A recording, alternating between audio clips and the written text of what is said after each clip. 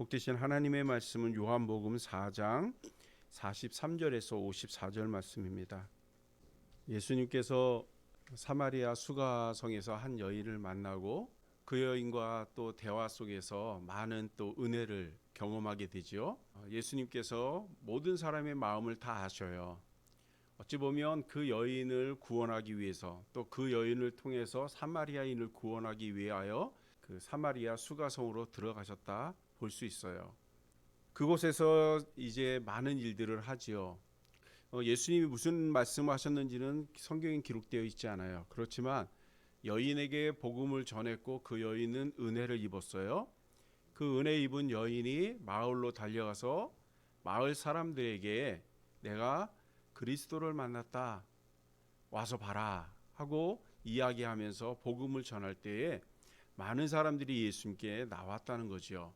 또 예수님과 함께 하는 시간 가운데에 사마리아 사람들이 은혜를 입었어요. 그러다 보니까 예수님이 길을 떠나려 할 때에 여기서 계속 유해해 주십시오 하고 붙들어요. 그래서 예수님이 그곳에서 이틀을 머물러 있으면서 복음을 전하게 되었고요. 사람들은 은혜를 입었습니다. 믿는 사람들도 많이 생겨났어요.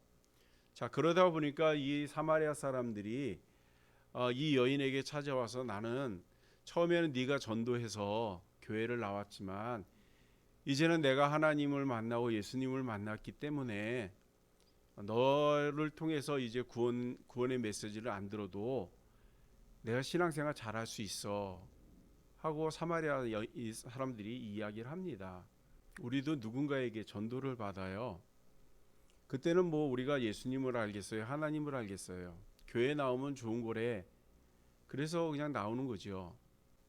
그렇게 신앙생활을 시작하고 시간이 조금씩 지나면서 말씀도 듣고 또 성경 공부도 하고 성도들의 교제도 나누고 하면서 나도 모르는 사이에 복음이라는 게 조금씩 들어오게 돼 있어요.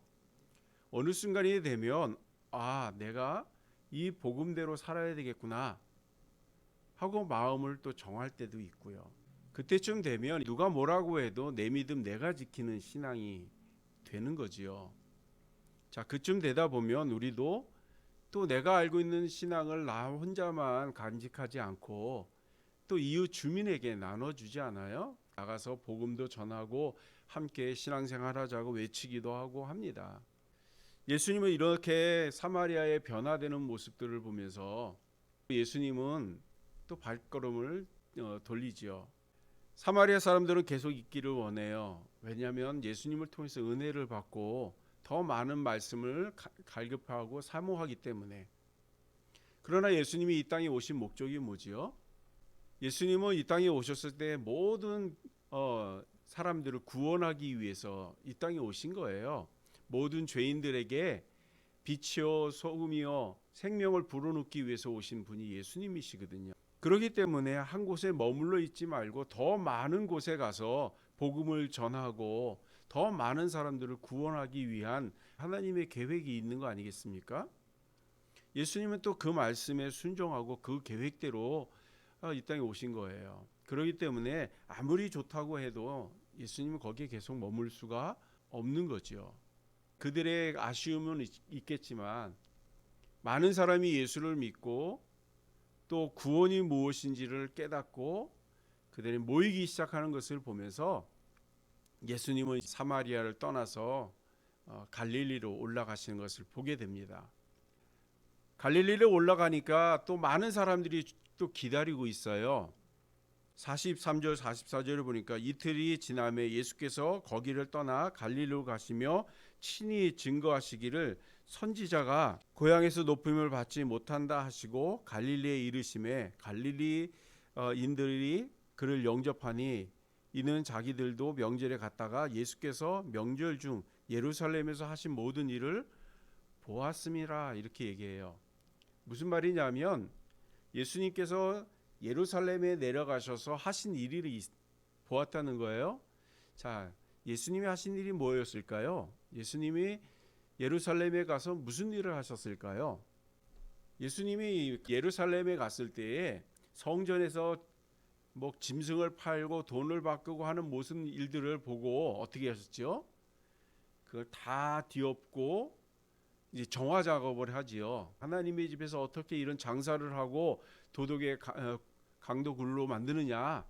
여기는 하나님의 집이고 여기는 기도하는 곳이다 하면서 거기에서 장사꾼들을 다 내쫓이고 본연의 예루살렘의 모습, 하나님 앞에 예배드리고 경건했던 모습을 회복했던 일이 있어요. 그 일로 인해서 제사장들과 이 서기관과 이렇게 지도자들과 다툼도 있었지요.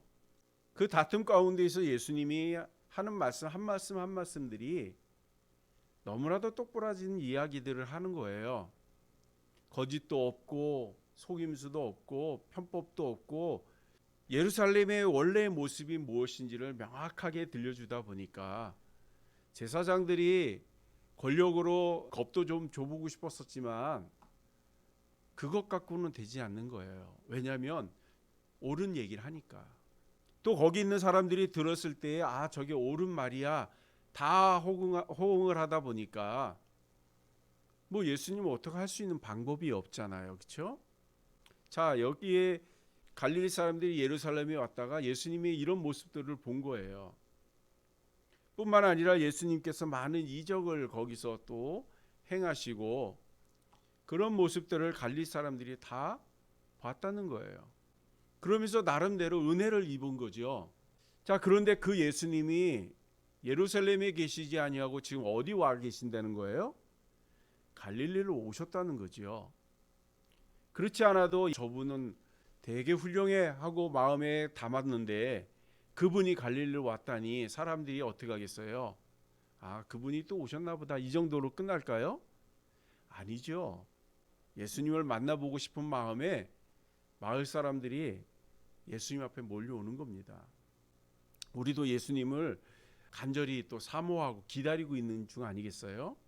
예수님을 만나고 싶어서 우리가 언제나 오시려나 기다리고 있잖아요. 그런데 그 예수님이 오셨다 하면 어떻게 될까요? 우리도 기쁜 마음으로 달려나가지 않겠어요? 지금 갈릴리 사람들이 그런 거예요. 그런데 문제가 하나 발생을 했습니다. 그 문제가 뭘까요? 이 사람들은 예수님이 어떤 기적을 일으킬까? 이번엔 무슨 일을 하실까? 이런 기대를 했다는 거죠. 왜냐하면 오늘 단서가 있어요. 46절을 우리 한번 같이 읽어볼까요? 예수께서 다시 갈릴리 가나에 이르시니 전에 물로 포도주를 만드신 곳이라 왕의 신하가 이어 그의 아들이 가버나움에서 병들었더니 여기서 보니까 예수님이 갈릴리 가나에서 뭘 했대요? 물로 포도주를 만드는 기적을 베푸셨던 거죠. 자, 그러니까 지금 사람들이 몰려 나와서 예수님을 마중 나온 이유가 나왔어요. 첫 번째는 예루살렘에서 한 일, 두 번째는 갈릴리에서 물로 포도주 만든 일. 자, 그러면 지금 사람들의 기대 속에 뭐가 있을까요? 아, 이번에도 예수님 무슨 기적과 이적을 행하지 않을까? 그런 기대감으로 나왔다는 거죠. 그러나 예수님은 어떤 분이세요? 예수님은 기적과 이적을 행하기 위해서 이 땅에 오신 분인가요? 왜 오셨을까요? 그렇죠. 우리의 죄를 우리 용서해 주시고 우리를 죄에서 건져내시고 하나님의 백성을 삼으시고 우리를 의인으로 만들기 위해서 이 땅에 오셨어요. 그런데 사람들은 그것을 기대하기보다는 지금 당장 내 눈에 보이는 것 여기에 만족하려고 하는 거죠. 자, 어렸을 때 시장에 놀러를 가면요, 약장사들이 와요. 약장사들이 와가지고 이 큰 돌을 갖고 막 손으로 때려서 깨기도 하고요. 또 자동차 보면 그 스프링이라고 하는 거 있거든요. 철로 만든 거. 그걸 배에다 대고 막 해가지고 구부리기도 하고요. 막 이런 모습을 보면 얼마나 신기해요. 그렇죠? 그러니까 우리가 그때는 볼거리가 별로 없었잖아요. TV가 있었겠어요, 그때? 아니면 영화관을 마음대로 다녔었어요. 그렇지 않잖아요. 볼거리가 없는데 얕장수가 오면 볼거리가 많은 거예요. 신기한 게 많죠. 또 마을에 서커스 한번 들어와 보세요. 난리가 납니다. 지금 마치 갈릴리 사람들이 지금 마을에 약장수 온 것처럼 마을에 서커스단이 온 것처럼 예수님 앞에 몰려온 거예요. 그러면서 그들의 기대는 예수님이 오늘은 무슨 일을 보일까? 무슨 기적을 이룰까? 그런 모습으로 이 마을 사람들이 달려나온 거예요. 그랬을 때 예수님의 마음은 어떨까요? 아, 그래도 나한테 달려오니까 막 신이 났었을까요? 그렇지 않아요. 예수님은 우리를 보면서 민망히 여기시는 거예요. 불쌍히 여기시는 거예요. 이렇게 우리가 계속 살아가다가는 큰일 난다는 건 예수님이 너무나도 잘 알고 있었던 거지요. 우리가 죽음을 향하여 달려가고 있다는 사실을 우리가 알았다면 어떻게 할까요? 글로 안 가려고 노력하지 않겠어요? 준비하고 대비하려고 노력하지 않아요? 자, 우리가 병원에 갔는데 어디가 아프니까 약을 드세요. 그러면 어떻게 하죠? 아이, 괜찮아요. 나는 건강하니까요. 약 안 먹습니까? 아니죠. 그 약만 먹는 것이 아니라 동네 사람들한테 얘기해요. 이렇게 내가 아프다는데 뭘 먹으면 좋냐고 사람들한테 막 물어보죠. 왜 물어보죠? 그렇죠. 우리가 빨리 죽지 않기 위해서 약도 먹는 거고, 좋은 곳 있다면 그것도 사 먹는 거고, 운동하라면 운동도 하고 그런 거 아니겠어요? 예, 오래 살고 싶어서. 그들의 목적은 오래 사는 게 목적이에요. 그럼에도 불구하고 지금 이 사람들은 당장 내 눈앞에 보이는 신기한 것들, 이걸 더 기대하고 있다는 거예요. 그러니까 예수님이 얼마나 안타깝겠어요. 그렇죠? 예수님은 그들의 영혼을 구원하기 위해서 오신 거예요. 불쌍히 여기셔서. 하나님과 멀어지는 사람들은 그 최후가 어떻게 되는지 예수님이 너무나도 잘 아시니까 우리를 불러주시고 예수님과 만나게 하시려고 이 땅에 오신 거거든요. 우리가 예수님 앞에 나올 때에 그런 은혜가 있기를 소망합니다. 최근에는 이제 사람 만나기 위해서 교회에 오는 사람들도 많고요. 직장 상사들 교회 나오라고 마지못해 끌려나가듯이 나가는 사람들이 있고요.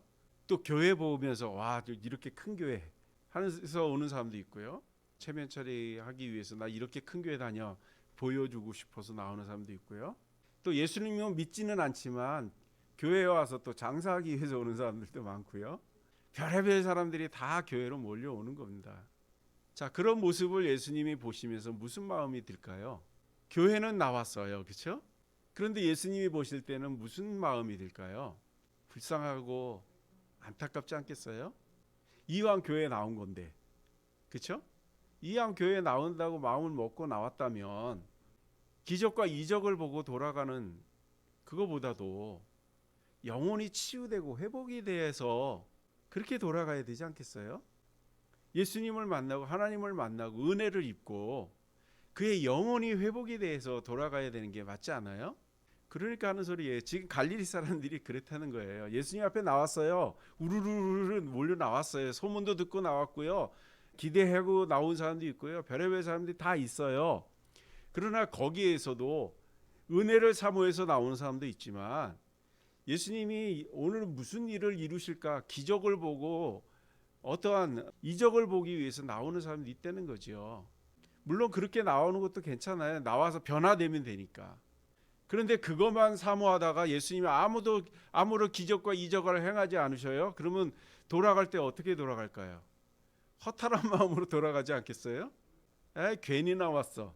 뭐 얻는 것도 없네. 그리고 돌아갈 거 아니겠어요? 그러면 얼마나 시간이 아깝고 안타까워요. 예수님이 오늘 그 말씀을 하시는 거예요. 기적과 이적을 보기 위해서 나온 사람을 보면서 안타까워 하시는 거죠. 물론 예수님은 능력자이시기 때문에 못하실 일이 뭐 있겠어요. 물이 포도되는 거 그게 뭐 별거겠어요. 그렇지 않아요? 그러나 예수님이 이 땅에 오신 목적이 그거 하기 위해서 오신 게 아니잖아요.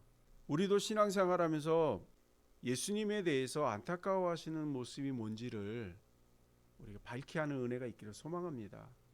나를 너무 사랑하신다는 거.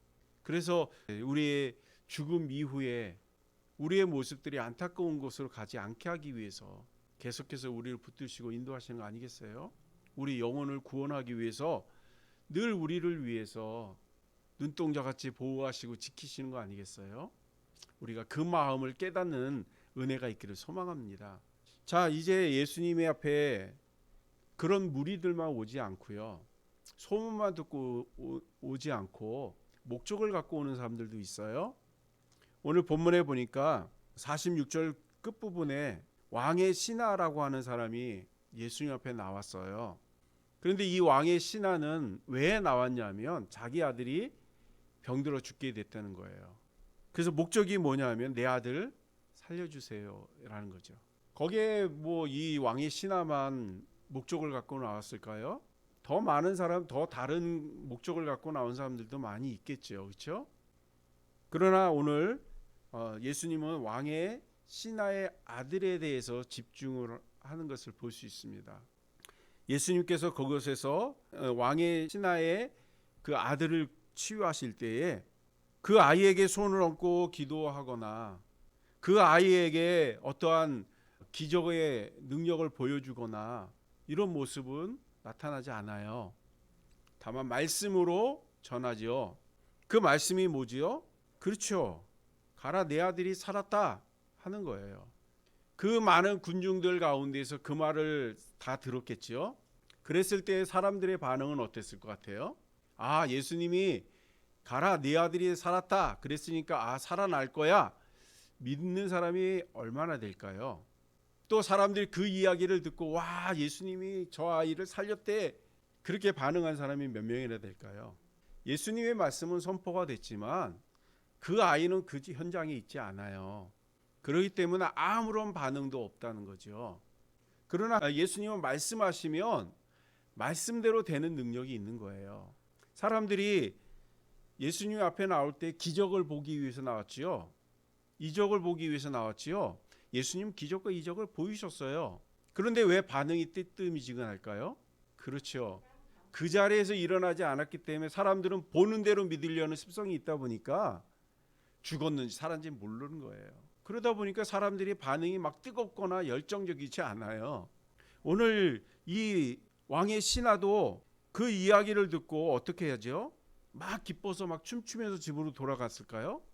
왕의 신하도 오늘 본문에 봤을 때 그렇게 막 기쁜 것 같지는 않은 것 같아요. 왜냐하면 우리 집에 가가지고 병을 고쳐주든가 이래야 될 것 같은데 그냥 말씀으로 가라, 네 아들이 살았어 이 말을 듣고 집으로 갈 때 어떤 기분이었을까요? 자, 보세요. 49절에 보니까 신하가 이르되 주여, 내 아들이 죽기 전에 내려오소서. 이 말은 뭐죠? 죽기 전에 내려오소서. 이게 무슨 말일까요? 죽어가고 있으니 빨리 우리 집 갑시다 이 얘기입니다. 살려주세요 이렇게 얘기하고 있는 거예요. 그런데 예수님은 가시려고 하지 않고 뭐라고 해요? 가라, 네 아들이 살았어. 그러니까 이 이야기를 듣고 집으로 가려니 마음이 편하겠어요? 지금 내 아들은 집에서 죽어가고 있는데 네 아들 살았어 그런 얘기 듣고 집에 갈 때 편하게 갈 수 있을까요? 하나님이 보낸 능력자라면 우리 집에 와서 고쳐주셔야지 이런 마음으로 집으로 돌아갔겠죠. 그런데 그에게 놀라운 기적이 나타납니다. 그 기적이 뭐냐 하면 왕의 신하는 예수님이 집에 오기를 원했지만 예수님이 그냥 가라고 해서 어쩔 수 없이 가긴 가야 되죠. 그렇죠? 그래서 갑니다. 51절 보니까요. 내려가는 길에서 그 종들이 오다가 만나서 아기가 살았다 하거늘 그 낳기 시작할 때로 물은즉 어제 7시에 열개가 떨어졌나이다 하는지라 그의 아버지가 예수께서 내 아들이 살아있다 말씀하신 그때인 줄 알았다는 거예요. 그 전까지는 어땠다는 거예요? 집으로 가는 중에 낳았다라고 하니까 야, 그거 언제 났어? 언제 났어? 무슨 뜻일까요? 지금 언제 났어? 하고 물어봤다는 거는 어떻게 보면 확실하게 예수님이 말씀하셨을 때 났다라고 하는 확신을 갖고 가기보다는 우리 집에 오라 그랬는데 안 오시고 그냥 가라, 네 아들이 살았다라는 이야기 한마디 듣고 집으로 갈 때에 마음이 편치 않았다는 거예요. 그러다가 이제 집에서 오는 한 종을 만나고 아이가 살았다는 이야기를 들으니까 그게 언젠데 이렇게 물어보는 거죠. 그랬을 때 언제 났습니다 라고 대답하니까 또 맞춰봐요. 예수님이 말씀할 때 그때인가 아닌가를 맞춰보는 거죠. 그리고 나서 예수님이 말씀할 그 시각이라는 것을 깨닫고 나니까 그때서 어떻게 해요? 아, 예수님이 내 아들을 살려주셨구나. 이때 깨닫는 거예요. 어떻게 보면 우리의 모습이 이 신하의 모습 같지 않아요? 예수님의 확답을 들었음에도 불구하고 계속 의심하는 거예요. 계속. 능력을 보여주면 바로 믿겠는데 말씀만 들으니까 이게 능력으로 보이지 않는 거예요. 기도하면 응답하겠다 말씀하시지만 우리는 그 부분에 대해서도 뜨뜻미지근할 때가 많지 않아요? 기도는 합니다. 기도는 해요. 왜냐하면 말씀을 응답 주신다니까 기도는 해요. 그런데 우리는 눈에 보여지지 않으면 자꾸 의심하지 않아요? 아유, 하나님 내 기도 들어주시겠어. 우리 그런 것들을 내려놓는 은혜가 있기를 소망합니다. 예수님은 어떤 사람에게는 내가 은혜를 베풀어 주고 어떤 사람은 은혜 안 베풀어 줘 이렇게 정하지 않으세요. 어떤 사람의 기도는 듣고 어떤 사람의 기도는 듣지 않을 거야. 어떤 기준을 세우지 않으세요. 예수님은 하나님의 자녀인 모든 이들에게 동일하게 은혜를 베푸세요. 오늘 왕의 신하에게만 하나님이 특별하게 능력을 주신 걸까요? 은혜를 베푸신 걸까요? 아니에요. 우리도 하나님 앞에 기도하고 늘 감사하는 삶을 사는 은혜가 있기를 소망합니다. 우리가 기도할 때 예수님은 일하시기 시작을 합니다. 우리 눈에 보이지 않지만 하나님은 일을 하세요. 그리고 우리의 기도의 뜻대로 하나님이 응답해 주시는 줄로 믿습니다. 그러기에 우리가 하나님 앞에 기도로 맡겼다면 의심하고 또 조급하게 마음을 갖고 마음이 상하지 않는 은혜가 있기를 소망합니다. 우리가 지난 주일날도 살펴보지 않았어요? 지난 주일날도 야곱이 하나님 앞에 기도하지 않아요? 아들을 다 보내고 이제 이르면 읽겠습니다. 하나님께 맡깁니다 하고 다 맡기고 그리고 기다리잖아요. 물론 조바심이 타서 조마조마하면서 기다렸겠지요. 그러나 하나님 앞에 다 맡긴 이후에 얻은 결론이 뭐였어요? 죽을 것 같은 아들 베냐민이 살아서 돌아오고요. 또 죽었다고 알고 있었던 아들 야곱이 살았다는 이야기도 듣고요. 그 아들이 애굽의 총리가 됐다는 소식도 듣고요. 또 음식도 바리바리 싸울 뿐 아니라 바로 왕의 수레를 또 보내주세요. 그걸 타고 애굽에 오라고 초청까지도 받고 이런 축복을 경험하잖아요. 그러나 그 응답이 되어지기까지 야곱의 마음은 어땠을까요?